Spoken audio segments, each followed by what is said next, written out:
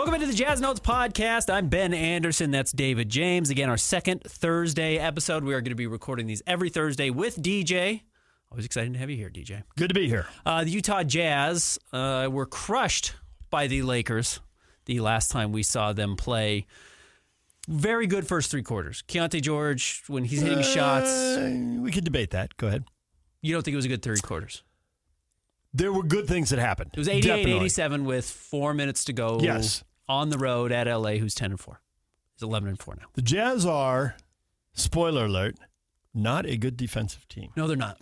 Now, Walker Kessler's out. Obviously, rim protection would upgrade that.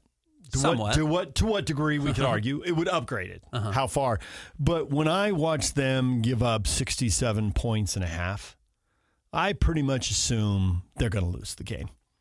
They can trade baskets with people for a while. To your point, they did trade baskets with people. And it was good that they were up 71-67. They're on the road. They are not a good team. The Lakers are a good team. I don't know that the Lakers are very good or great, but they're definitely good, which you should be if you have Luka Doncic and LeBron is back. Yeah. But when I see them playing like that, and when I see the buckets they're giving up, and when I think how the Lakers play, I'm like, the Lakers have guys who like to drive the basketball. The Lakers have guys who are good at driving the basketball. The Lakers have guys who drive the basketball and seek contact. And they're going to get calls at home and get to the free throw line. Some of those calls they'll get because they are legitimately fouls. And some of them, hey, the Lakers have been getting calls at home my whole adult life. Yeah. So this is nothing new, right? So it's just like at some point, the Jazz don't have enough firepower. So when the guys who can score go cold, or when the guys who can score go to the bench, they're still not getting stops, and they're going to give up a run, and the game's going to get out of hand. You are also betting on guys to make shots, being Lauri, who does make a lot of shots and is a very good shooter, and Keontae George, who does not make a lot of shots. That's still Keontae's big issue, and as good as he has been this year, and as much as he has improved, and when he is not shooting efficiently, he's getting to the free throw line, which certainly helps. But it is fair to recognize that his first half against LA was an anomaly this season, or at least was the aberration compared to what we have seen. He is not usually on fire. He has not been. Now, if he does, and I tweeted this out. If he does make shots? If he makes shots, he's going to be one of the 3 or 4 best players on the floor every single night. He is that talented of a player. He can get where he wants to on the court. He's reading the floor so much better.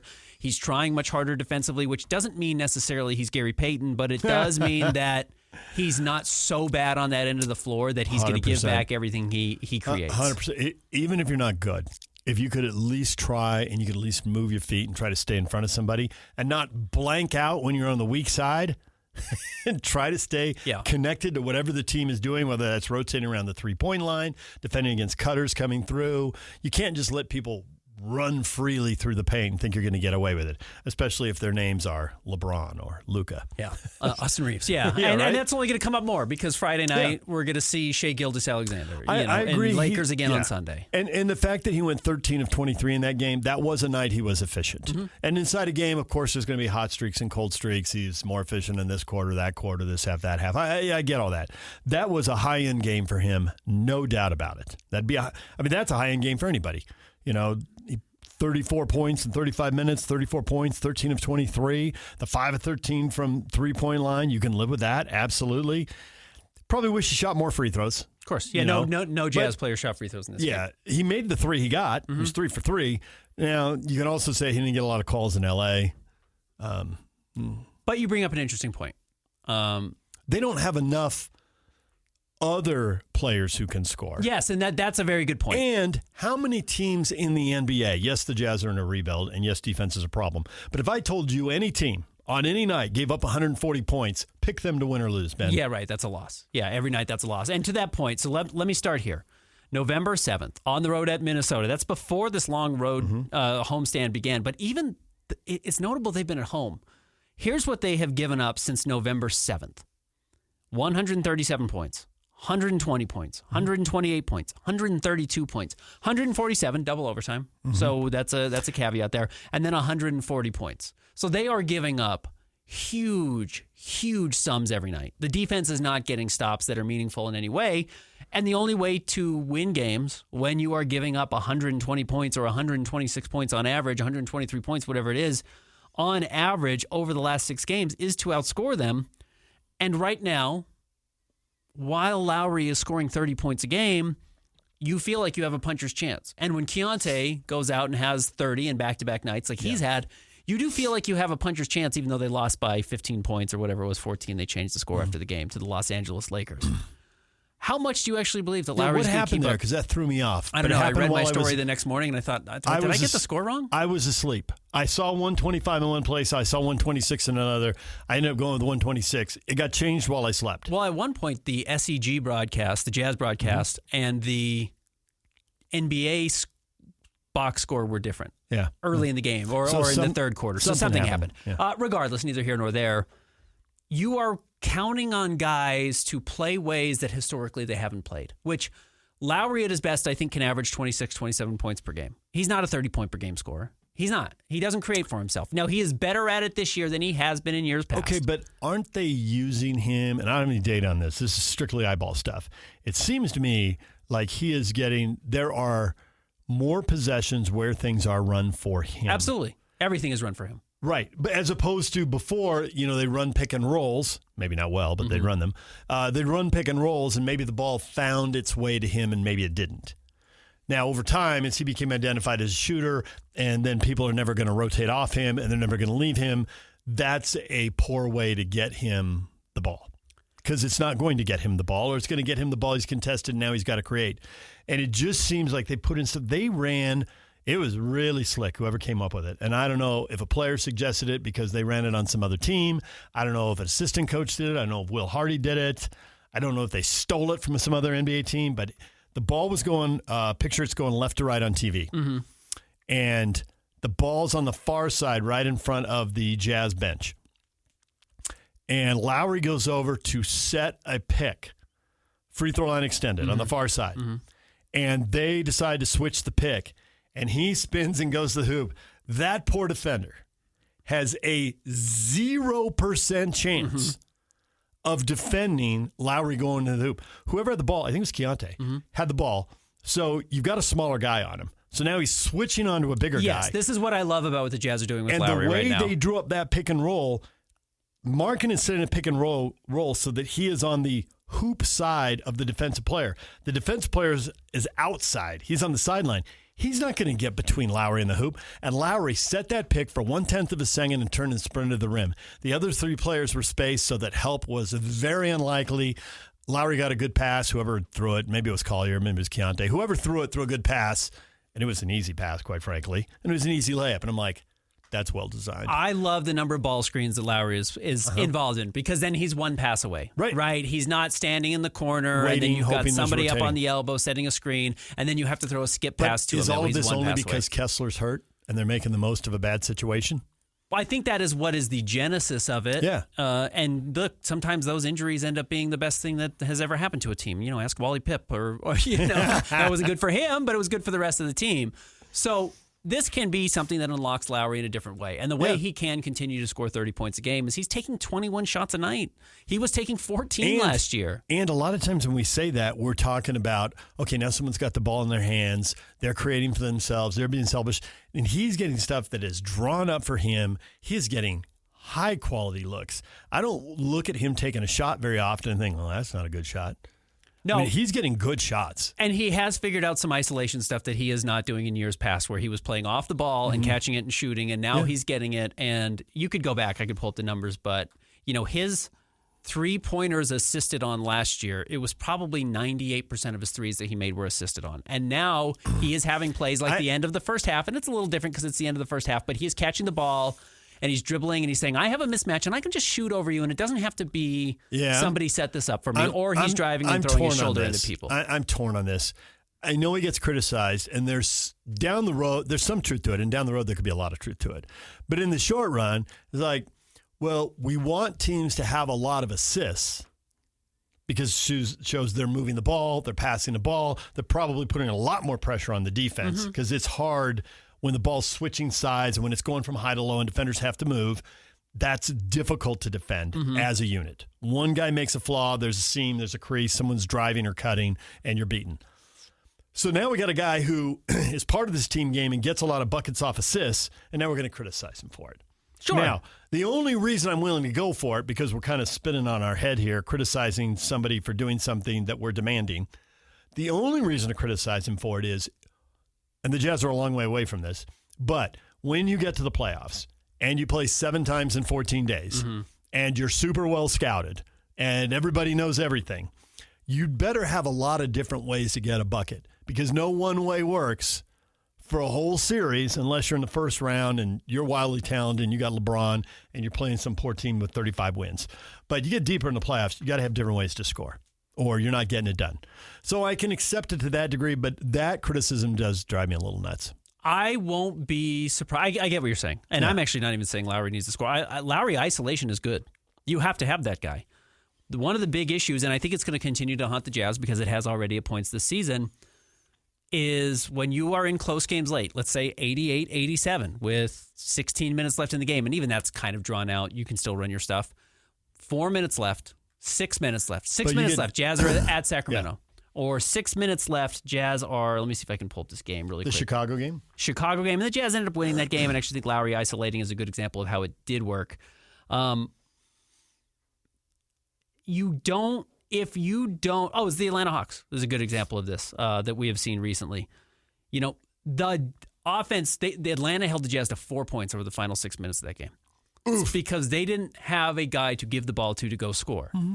That's what you have to do late in games. I mean, it's just that simple. You can't ask a guy to do it for 48 straight minutes. You need that in your bag of tricks. Yeah. But yeah, everybody blows everything up defensively at the end of games because they actually really start trying. Right. And you have to have a guy who goes and gets a basket. And is Lauri actually going to be that person? That will allow the Jazz to win games if he can. I don't think he's going to be fully, but he can do it a little bit more.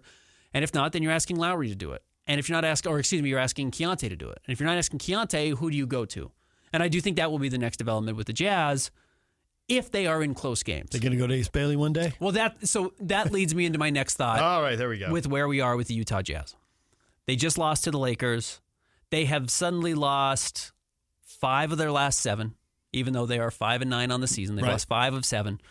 We've talked about the schedule coming up before Christmas. The Thunder, the Lakers, the Warriors, the Kings, back-to-back against the Rockets, the Nets, the Knicks, the Thunder, the Lakers, the Magic, the Nuggets, the Grizzlies. It's a really, really difficult stretch from here until they get to Christmas. If they are losing games, if they are not competitive even in games, we are seeing more of what happened to the Lakers. Does the emphasis on what the Jazz are trying to accomplish this season change from max out Lauri with 21 shots a game to max out somebody else? And obviously that somebody else would be Ace Bailey. Do they have to pivot off of the Austin Ainge, we're not going to tank? I think the league will pivot for them, which makes Austin's life easier because then he's not lying. Do please explain that to me. Well, those next 13 games I explain. I see what you're saying. The schedule will pivot, not the league. The league around them. Okay. Jazz have played a terrible schedule so far. The league around them will shift. And because of they'll that, lose a lot of games. They'll lose games, and that will change things. They will continue to play hard. Will Hardy will demand that. That is forever. When you work in this town, you will forever be compared to Jerry Sloan. Uh-huh. And because he's Hall of Famer and you're just getting started, that will be uncomfortable. But there are a lot of positives. And one thing is, there are coaches who are not as obviously demanding of effort. And I think Will clearly is. The problem with that is when you play hard and you have even a little bit of talent, which the Jazz definitely have, you can get to 20 or 25 wins. And I knew there were 2 or 3 teams that were going to dump games, and I suspected there'd be 4 or 5, but I think the number's going to be 8, 9, or 10. That are dumping games. Dumping games. Yeah. And so if you play hard to get to 20 or 25, where are you going to draft? 8, 9, 10, 11, 12? They don't have enough talent to get to the playoffs. No, they don't. No, I still think 25 wins, you're going to hold on to your pick very safely. Like, I think you go into the lottery at 25 wins. I don't think the Pacers are getting anywhere near 25 wins. No, I think the Jazz need to. The Wizards and the Nets are getting anywhere near 25 wins. I think the Jazz need to finish. If the goal is to hold on to the pick, I think you have to have the 6th worst record in the NBA. New Orleans is horrific. Now, Queen is putting up numbers, and maybe they'll win some more games. And I haven't analyzed all their schedules. Maybe they're going to hit a super soft point in their schedule. Indiana got a win Wednesday night. Super winnable game. Somebody had to win, right? Yeah. I don't know. I'm shocked at how bad the bottom of the league is. There have been some disasters, no question about it. And I about think football and baseball are trending in this direction, but NBA teams have sprinted to it and wholly embraced it. I agree with you, and I still think over the end of the league, I mean, just historically, there are not 5 19-win teams at the end of the year. There just aren't. Never. There never has been. It doesn't matter if Victor Wembanyama's at the top of the draft or whoever it is. I know this is a little bit different. We are adjusting to a flattened lottery odds, so teams are more willing to compete for that. No, and again, if we want to get into this big conversation, because yes, there are all these teams that have fewer wins than the Jazz. The Clippers are going to win more games than the Jazz. The Grizzlies should win more games than the Jazz. The Dallas Mavericks should win more games than the Jazz. I just wonder if the Clippers will shut people down. They might. They have guys who will probably shut themselves down. They'll just get hurt. Basically, it comes down to Harden. But Kawhi won't play. I still look below the Jazz in the win total, that there are only 2 teams I see that I know. The Grizzlies and the Mavs should go past the Jazz. The Wizards and the Nets are for sure not going to win more games than the Jazz this season. And the Pacers and the Pelicans and the Kings? Pacers have to do what we just saw. What happened last night? Who did they play? They played somebody terrible and they won. Charlotte, yes. Oh, Charlotte. Charlotte should be better than the Jazz. Should be, but Charlotte has a history of whatever you think they can do, they can't. They can't. You're right. They underkick their coverage repeatedly. They find a way to not do it. They do. Brooklyn and Washington, no chance they're going to be better than the Jazz. I really firmly believe that. I think everybody else has a real argument, including Indiana, because the nice thing is they have to play Washington and they have to play Brooklyn and they have to play those other teams way more times than the Jazz do. Yeah. So that's the advantage for the Jazz. Pelicans and Kings? Kings sat Sabonis the other night. Domantas Sabonis. I just combined the. Yeah. If he starts sitting. Yeah, they should pull the plug because they need a guy. Now, does that actually get to fix what they have? No, but they're going to have a fire sale and try and tank out. But I don't know. Does that mean they're going to be worse than the Jazz? I don't know. I'm still not convinced the Jazz won't do the same thing. So, again, this goes back to if the Jazz lose, they've lost one game. Yeah. If they lose. They've lost one in a row. One in a row. If they lose to OKC and then they lose to the Lakers, and I've gone through it now over and over. Yep. They lose to at the Warriors. You've lost 4 straight. You probably beat the Kings. You lose back-to-back games to the Rockets. When do you say, all right, the goal now is Ace Bailey. The goal now is getting Taylor Hendricks on the floor more. The goal is trying to get those guys more. I just feel like with Ace Bailey, they're doing it regardless. Yeah, Ace is going to get... Ace played, then they increased his minutes, then they put him in the starting lineup. We are 14 games into the season, so I feel like Ace is progressing pretty quickly here. You're right, and I'm not trying to... And it's limited because he has these nights where he plays 11 minutes and he fouls out. Sure. Nothing got done that night except Ace learned not to leave his feet against Luka Doncic. I'm not trying to fuel the fire for Jazz fans who are saying Ace should play more. I actually don't believe that's the case. I think the way the Jazz are handling him is really smart. But Taylor didn't play last night, or 2 nights ago was a healthy scratch. Well, are we going to see those guys start to step in and play over guys who do help you win? Or do you trade Svi Mikhailiuk early in the season so you can start losing games so Walt Clayton can play more? I think that's the shift, And what I mean by you start focusing on Ace Bailey is it's all the guys on Ace's timeline. Do you start focusing on those players more than what you have right now, which is a roster that is capable of winning 32 games if you play this hard every single night and don't focus on the young guys? Do they find a young big to replace Nurkic? I mean, if he's going to give you 6 turnovers, you can keep playing him. But if he gives you 11 rebounds and 4 offensive, he's going to help you win games. I think he's a veteran with no upside, and maybe they end up trading him to somebody who has an injury and needs a big, to eat up some minutes. Worst case scenario, if you have to, you play him 22 minutes and you let Flip get the other minutes at the backup center and you lose those games. And that's not a knock on Flip. That's just, hey, you're trying to learn how to play this position. This is we're throwing you to the Wolves and you're going to figure out how to play it or not. So I don't think the Jazz need to make tremendously aggressive moves. They don't even have to make trades if they want to guarantee they end up in the lottery. Yeah. You just have to play the guys. So I think it's 2 different things. I think that they're in the free and clear to make whatever trades and readjust the roster. Now, if they start sitting healthy guys who are on the team, now they're violating the spirit of we're not going to tank. Yeah. I am open to them having to walk that back. We aren't as good as we thought, and the league is worse, and, Lauri's not getting traded and he's sitting. Yeah. Hey, if it's what's best for your team, you do it. I get why Austin answered it that way. I also wouldn't hold him to it. Do you, what's the point of press conferences? Nobody gets held to anything. Right. Yeah. Do you, I've seen national guys, I think it was Zach Lowe, talking about a Markkanen trade. Is the price for him the kitchen sink? Because that's how they were pitching it. I mean, there's just two guys pitching it. You might as well now. Or is it 3/4 of the kitchen sink? I mean, because they were talking 2 players, multiple draft picks, and pick swaps in the non-pick Young years. players, it's 3-4 picks, 3-4 pick swaps. It's basically a Rudy Gobert, Donovan Mitchell. Absolutely. You're That's asking for that. The shorthand for it is the Markkanen price tag was at the Gobert Mitchell level price tag, which on one hand I totally get. He's a 7-footer who shoots the ball and appears to be a good teammate. On the other hand, he's never been to the playoffs. How much is he going to impact winning? He's never impacted winning. He's never played in a playoff game, and he's been the best player on a team, and he's been the second best player on a team, and he's been the third best player on teams, and his team's never got to The only thing I can say is that he's been in a lot of rosters that haven't come anywhere near the playoff. Agreed. And that may go Cleveland got close his 1 year there. Okay. Yeah, that may go more to dysfunction within those organizations or planned lack of function, which is not the same as dysfunction, but I would say that's where the Jazz are. Hey, we're gutting the team, and you're sitting on the bench. All right, so he's a leading scorer and then go to the playoffs, but they played him 47 games. I believe you can win games with Lauri as a top 2 or 3 player on your roster and be a good playoff team. I would strongly suspect that there are front office members everywhere, including those trying to trade for him, wondering is that true? Yeah. Is that accurate? There'll be a little bit of risk. It'll be a bold move. Somebody will do it at some point. Yeah. I wonder what the price tag will be. And that's why I bring up the 3/4 of the kitchen sink. Maybe it's 1 good player, not 2. Maybe it's 3 picks, not 4. Maybe it's 2 picks, not 4, but it's still 3 pick swaps. So you basically have a 5-year window if a team bottoms out that you can get their pick. And I don't know how many teams throw the kitchen sink at somebody in season. It usually doesn't happen.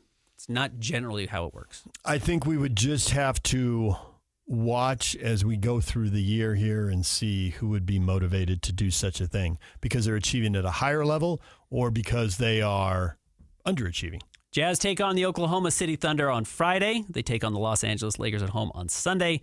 At the Warriors on Monday. We will be back with you on Monday. Chandler and I with the mailbag version of the Jazz Notes podcast. DJ and I will be back next Thursday. David, thanks as always. All right. See you after a few more losses. Read us at KSLSports.com. We'll be back next week.